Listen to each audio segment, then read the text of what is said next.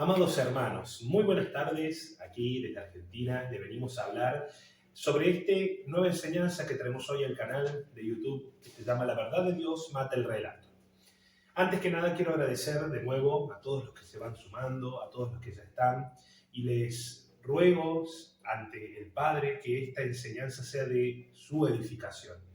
Venimos acá con el propósito de que nosotros seamos un comunicador, un instrumento más de nuestro Señor, que mediante su palabra nos santifique. Así que mi pedido de oración es para que todos ustedes tengan la paz de nuestro Señor Jesucristo y que puedan utilizarlo para que con sabiduría, que proviene de lo alto, de lo puro, del Padre de los Espíritus, sean ustedes renovados en su mente para servir más y mejor al Señor Jesucristo. Que así sea. Hermanos, hoy nos congrega en este momento y vía virtual a hablar sobre un tema que yo he tratado aquí de colocar, ¿sí? Del conocimiento, que es el respeto, es igual al temor, ¿no es cierto?, de Dios, y que implica la sabiduría, ¿no es cierto?, y que eso produce un fruto de justicia para poder caminar en este camino, como peregrinos en esta tierra, en fe, creyendo en nuestro Señor y poniendo por obras su justicia, su palabra.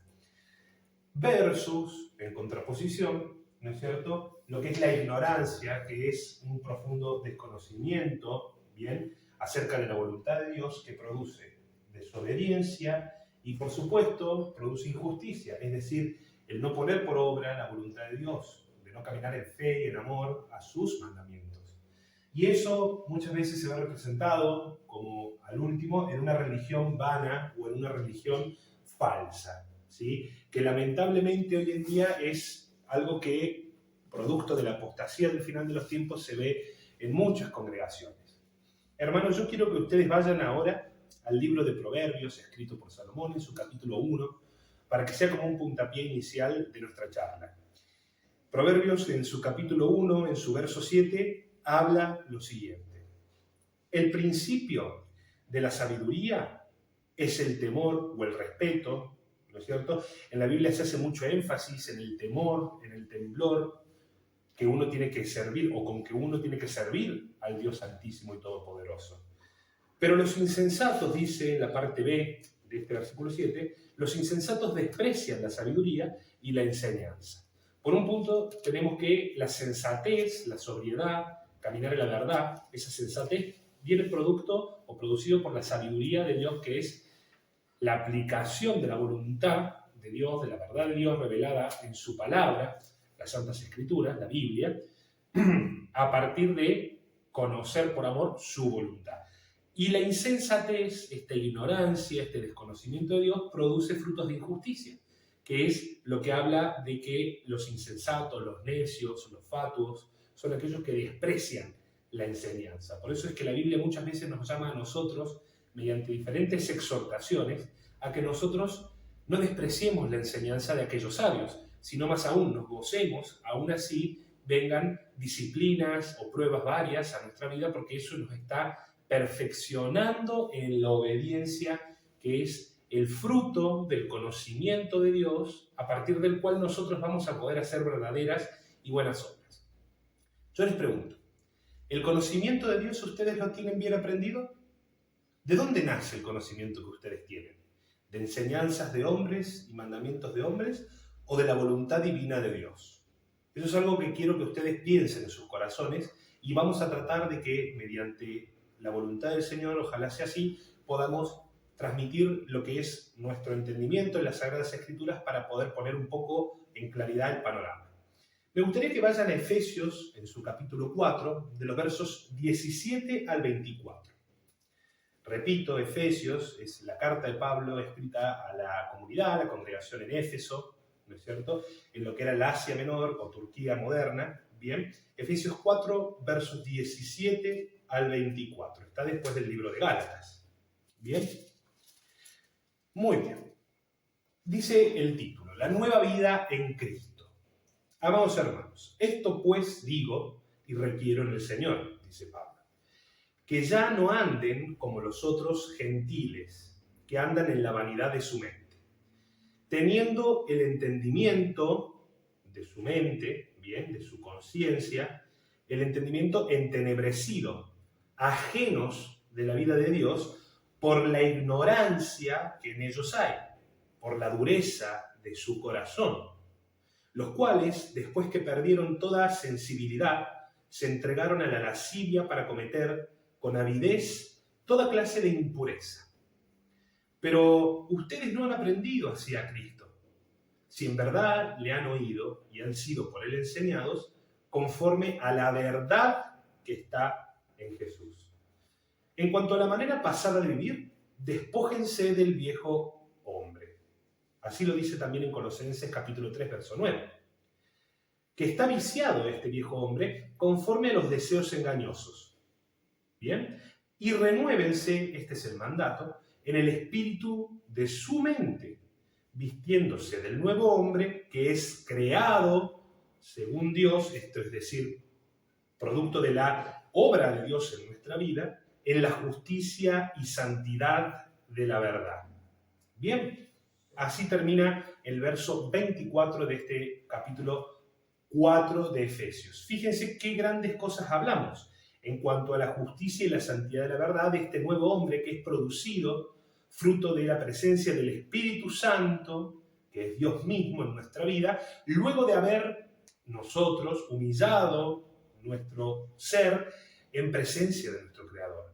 Es decir, si nosotros no humillamos desde un punto de vista humilde, considerándonos a nosotros mismos pecadores y necesitando sí o sí, imperiosamente, la venida de un Salvador a nuestra vida, que es nuestro Señor Jesucristo, nosotros nunca vamos a poder renovarnos en el espíritu de nuestra mente, sino que justamente vamos a estar caminando con un entendimiento entenebrecido.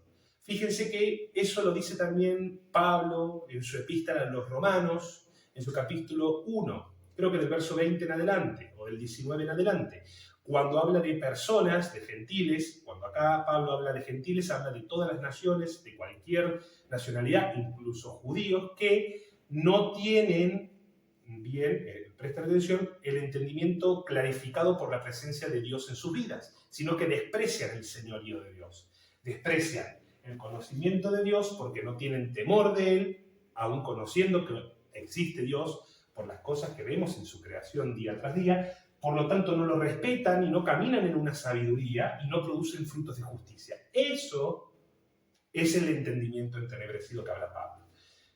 Amados, yo voy a pasar ahora a una parte del Antiguo Testamento en donde voy a citar a 3 profetas, Oseas, Miqueas y Jeremías, para poner de ejemplo a aquellas personas, y también el libro de Samuel, que quiero mostrarles un ejemplo de personas que no tenían temor, que desobedecían la voluntad de Dios. Vamos a ir a Oseas en su capítulo 4, ¿sí? Del verso 1 al 2. Bien, Oseas capítulo 4, del verso 1 al 2. Oigan palabra de Jehová.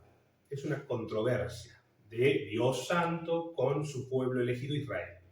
Oigan palabra de Jehová, hijos de Israel, porque Jehová contiende, disputa, con los moradores de la tierra, porque no hay verdad, ni misericordia, ni conocimiento de Dios en la tierra.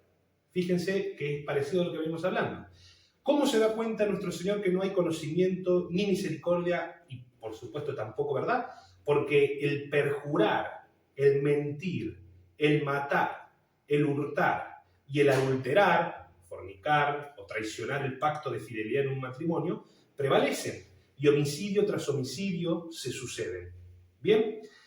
Y en el verso 6 dice, de Oseas 4, verso 6 dice, mi pueblo fue destruido porque le faltó conocimiento. Por cuanto desechaste el conocimiento, yo te echaré del sacerdocio. Y porque olvidaste la ley de tu Dios, también yo me olvidaré de tus hijos. Es decir, el conocimiento siempre va a implicar una obediencia, ¿no es cierto? Una obediencia por amor, en este caso, no por letra de la ley, porque nosotros tenemos la revelación de nuestro Señor Jesucristo, que es el espíritu de la profecía del Antiguo Testamento, que nos viene a hablar de 2 mandamientos. Amar a Dios con todo nuestro corazón, mente y alma, ¿no es cierto?, con todas nuestras fuerzas, y a nuestro prójimo como a nosotros mismos. Ese amor, porque Dios es amor, es lo que te lleva a la obediencia. No que uno obedezca simplemente por tener miedo del castigo o por esperar una recompensa, sino porque el amor es lo primero. ¿Hay amor en su obediencia diariamente? Eso es lo que nosotros nos tenemos que preguntar. ¿Tenemos amor al obedecer a Dios o lo hacemos solamente esperando algo a cambio? Porque hoy parece ser que se predica de que hay que esperar algo a cambio. Y eso es un mensaje errado. Nosotros, postrándonos en humillación, debemos esperar que la misericordia de Dios actúe en nuestra vida. Es decir, humillándonos, atraemos a la bendición de Dios en nuestra vida.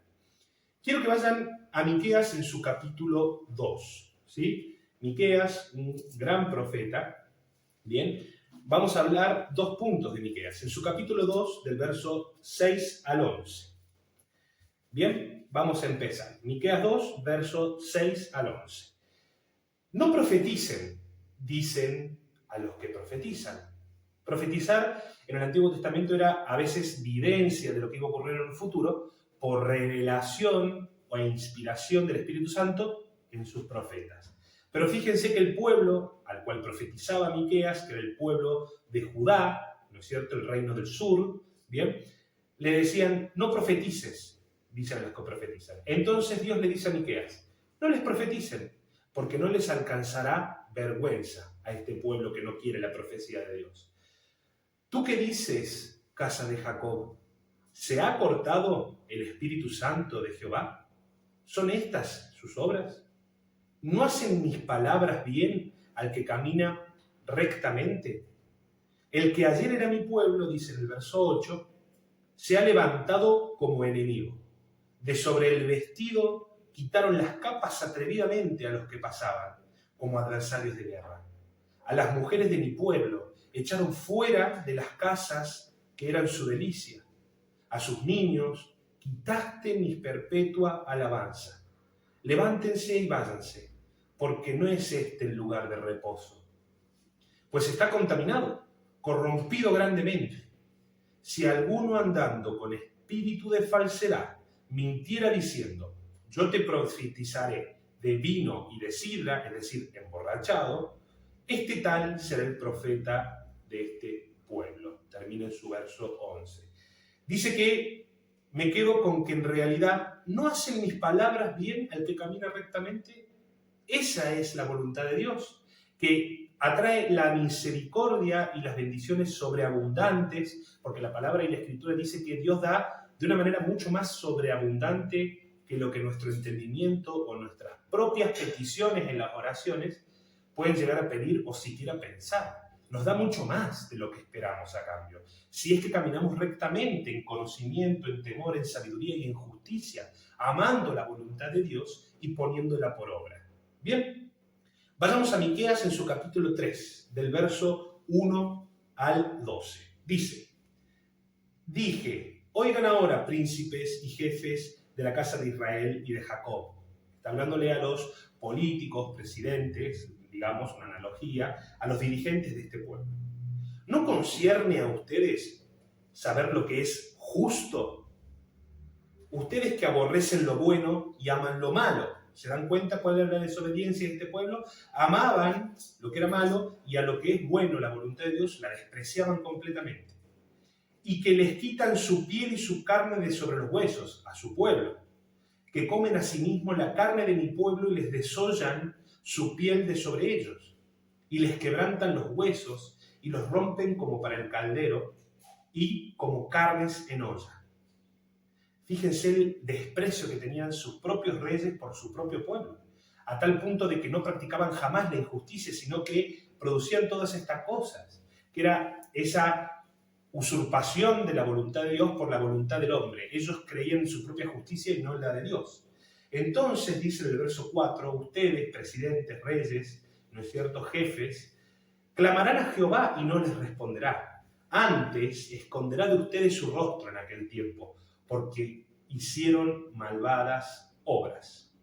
Así ha dicho Jehová acerca de los que profetizan y que hacen errar a mi pueblo clamando paz cuando tienen algo que comer. Y al que no les da de comer, proclaman guerra contra él. Es decir, estos profetas eran falsos porque, de acuerdo a lo que les daban, ellos profetizaban. ¿A ustedes les parece algo que esté pasando hoy en día? Con el nuevo movimiento de por ahí sacerdotes o de pastores o apóstoles que van de iglesia en iglesia diciendo, si ustedes me dan muy abundantemente plata, yo les diré que ustedes, y el camino de ustedes es de prosperidad y de ganancia en Dios. Pero si ustedes no dan nada de ofrenda, entonces ustedes atraen su maldición.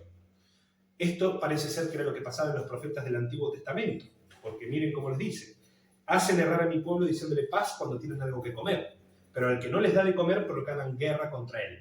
No siguen la revelación de la profecía que viene del Espíritu Santo de Dios, porque no eran profetas de Dios y del Dios Altísimo. Por tanto, de la profecía se les hará noche y oscuridad el adivinar, y sobre los profetas se pondrá el sol, y el día se entebrecerá sobre ellos, es decir, su entendimiento. Y serán avergonzados los profetas, y se confundirán los adivinos, y ellos todos cerrarán sus labios, porque no hay respuesta de Dios. Pero Miqueas dice: yo estoy lleno de poder del Espíritu Santo de Jehová, y de juicio, y de fuerza, para denunciar a este pueblo su rebelión, y a Israel su pecado. Oigan ahora esto, jefes de la casa de Jacob y capitanes de la casa de Israel, que abominan el juicio y pervierten todo el derecho, que edifican Sión con sangre y a Jerusalén con injusticia. Sus jefes juzgan por cohecho, por coima, por soborno, y sus sacerdotes enseñan por precio, y sus profetas adivinan por dinero y no se apoyan en Jehová. Es más, se apoyan en Jehová diciendo: ¿no está Jehová entre nosotros? No vendrá mal sobre nosotros. Por tanto, a causa de ustedes Sión será arada como campo, y en Jerusalén vendrá a ser montones de ruinas, y el monte de la casa como cumbres de bosque. Es decir, fíjense que todo era por plata, por avaricia, por ganancia deshonesta, como se enseñaba supuestamente en la revelación de Dios, que eran profecías. Por lo tanto, ellos se amparaban diciendo: somos profetas de Jehová, no somos otra cosa que ungidos de Jehová. ¿Cómo van a decir mal sobre nosotros? Pero el único que tenía lleno el poder, digamos, para profetizar verdad era Miqueas, que tenía el Espíritu Santo del Señor Dios Todopoderoso. Vamos a Jeremías 7, antes de pasar a la parte de Primera de Samuel. Jeremías 7 es un gran profeta, ¿sí? Uno de los 4 grandes profetas, por la longitud de sus profecías. Jeremías 7, en su verso 1, bien, al versículo 20. Mejorad vuestros caminos y vuestras obras, se llama el título. Palabra de Dios, de Jehová, que vino a Jeremías diciendo: ponte a la puerta de la casa de Jehová y proclama allí esta palabra. Oigan palabra de Jehová todo Judá, los que entran por estas puertas para adorarlo. Así ha dicho Jehová de los ejércitos, Dios de Israel: mejoren sus caminos y sus obras. ¿Por qué se enoja entonces la gente cuando decimos que la obediencia es necesaria para agradar a Dios? Nosotros no estamos siendo de ninguna manera legalistas, sino que queremos que ustedes tengan el pleno conocimiento de Dios para comprender dentro de ustedes que una fe sin obras es muerta. Miren lo que les dice: mejoren sus caminos y sus obras, y les haré vivir en este lugar, en la tierra prometida. No se fíen en palabras de mentira diciendo: templo de Jehová, templo de Jehová, templo de Jehová es este.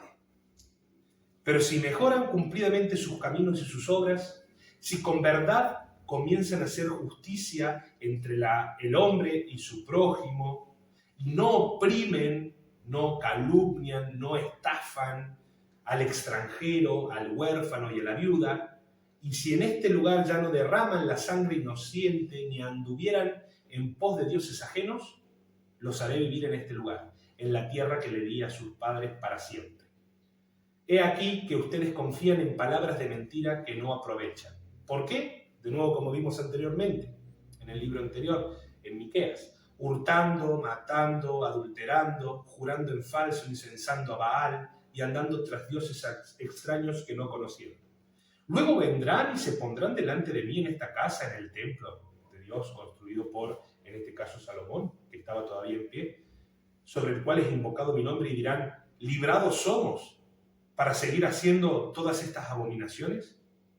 En el verso 11, ¿es cueva de ladrones delante de ustedes y de sus ojos esta casa sobre la cual es invocado mi nombre? He aquí que yo también lo veo, dice Jehová. Y lo más importante, que el verso 12, después yo quiero que ustedes lean Primera de Samuel. Vayan ahora y vean en Silo, a donde estaba puesto el tabernáculo en un primer momento, hasta que los filisteos, un pueblo enemigo de Dios, en 1 Samuel 4, relata de cuando este pueblo destruyó a Israel y se llevó el arca del pacto que estaba en el tabernáculo ubicado en Silo. Bien, dice, vayan ustedes a mi lugar en Silo donde hice morar mi nombre al principio y vean lo que le hice por la maldad de mi pueblo Israel. Es decir, todas estas personas creían, comprendían que solamente te alabamos, Señor, y cantamos las mejores alabanzas y nos congregamos 2 o 3 veces y cumplimos los sacrificios de las ovejas y los carneros y nos reunimos en Jerusalén a festejar las Pascuas, el Pentecostés, la fiesta de los tabernáculos, ya está. Cumpliendo el rito, cumpliendo holocaustos, ofrendando de nuestro dinero, ¿bien? Estamos salvos. Pero nuestra vida no la cambiamos, sino que seguimos haciendo según nos parezca bien. Por eso es que la vida estaba torcida de las personas, en este caso del pueblo de Israel, y por eso que en estos tiempos de apostasía la gente descansa diciendo, templo de Dios es esta iglesia donde voy, me reúno 3 veces por semana, pero en mi vida diaria viene un pobre y me toca la puerta y no lo escucho. Voy al supermercado y me cruzo con un huérfano que está pidiendo limosna en un semáforo y no le doy ni siquiera ni 10 pesos, ni $1, estén en donde estén. Ahora yo me pregunto, ¿es eso la buena senda que hay que caminar? ¿Cómo estamos caminando, hermanos amados míos, en nuestra vida diaria, que es nuestra conducta, que debemos mostrarla, dicho sea de paso, en sabia mansedumbre? Fíjense que esto no solamente le pasaba al pueblo de Israel, sino que en 1 Samuel, en su capítulo 2, ¿sí? Es el primer libro de Samuel, en su capítulo 2, vamos a verlo rápidamente para que podamos comprender qué es esta desobediencia que incluso se ve en estos días. Capítulo 2, verso 12. Bien, dice, los hijos de Elí era un sacerdote que era de la tribu de Leví, bien, que era el que le estaba supuestamente enseñando a Samuel, el último gran, digamos, juez de la nación de Israel antes de que empezaran los reinados. El primer rey fue Saúl. Los hijos de Elí, este último sacerdote, eran hombres impíos. ¿Por qué? Si eran sacerdotes que sacrificaban al pueblo y eran de la tribu de Leví, se vestían sus hermosos efods, ¿bien? ¿Por qué eran impíos? Porque no tenían conocimiento de Jehová. Es decir, no eran temerosos de Dios, no había sabiduría y no practicaban la justicia. Veamos un poco qué hacían. Bien, en el verso 22 nos habla un poco de lo que hacían estos varones, hijos de Elí. Bien, pero Elí era muy viejo, en el verso 22 dice, y oía de todo lo que sus hijos hacían en todo Israel. Cómo dormían con las mujeres, es decir, fornicaban con ellas, que velaban a la puerta del tabernáculo de reunión. Miren lo que hacía. Y en el verso 29 dice, ¿por qué? Hablándole un profeta a Elí, le dice, ¿por qué has hollado mis sacrificios y mis ofrendas que yo te mandé ofrecer en el tabernáculo, Elí? ¿Y por qué has honrado a tus hijos más que a mí, engordándose de lo principal de todas las ofrendas de mi pueblo Israel? Esa es una pregunta matadora para Elí, porque Elí sabía del conocimiento bien de Dios, aunque no lo practicaba, y veía que sus hijos estaban en pecado a tal punto que se degradaban fornicando con mujeres, abusándose de las ofrendas del pueblo de Israel, se quedaban con más de lo debido, hacían todo contrario a la ley de Dios y se jactaban porque la gente les decía, esto está re mal, nosotros somos sacerdotes de la casa de Israel, ¿cómo nos van a faltar el respeto? Parece ser que hoy parece que también se lleva adelante esas enseñanzas. Pero lo que va a poner de manifiesto si es que somos verdaderos hijos de Dios es si caminamos en el conocimiento de Dios haciendo sus mandamientos. Básicamente por el amor a Dios y a nuestro prójimo, no por otra cosa, cumpliendo lo que es la justicia, es decir, la voluntad de Dios. Hermanos, toda otra carga que sea en contra de la voluntad de Dios es una religión falsa y vana. ¿Cuál es la religión falsa y vana? Bueno, la de Santiago en su capítulo 1 al finalizar. Santiago dice que la religión del tal es vana, cuando en sus versículos 26 y 27 del capítulo 1 dice, la religión de aquella persona que no sabe controlar su lengua es aquella que va a ir en contra de Dios y que en realidad no produzca el fruto de justicia que es amparar, cuidar y proteger por amor al prójimo, al huérfano, a la viuda, al necesitado, en sus tribulaciones, y mantenernos sin mancha de este mundo.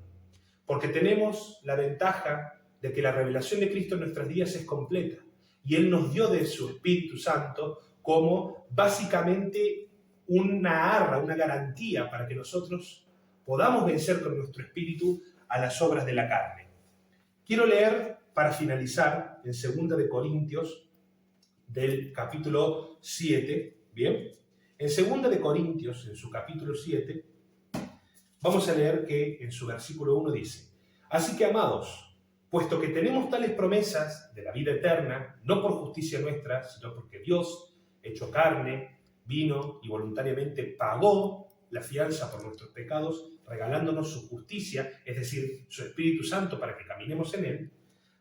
Porque tenemos estas promesas, limpiémonos de toda contaminación de carne y de espíritu, perfeccionando la santidad en el temor de Dios. ¿Cómo? Dejándole lugar al Espíritu Santo y a la voluntad de Dios para trabajar día a día en nosotros.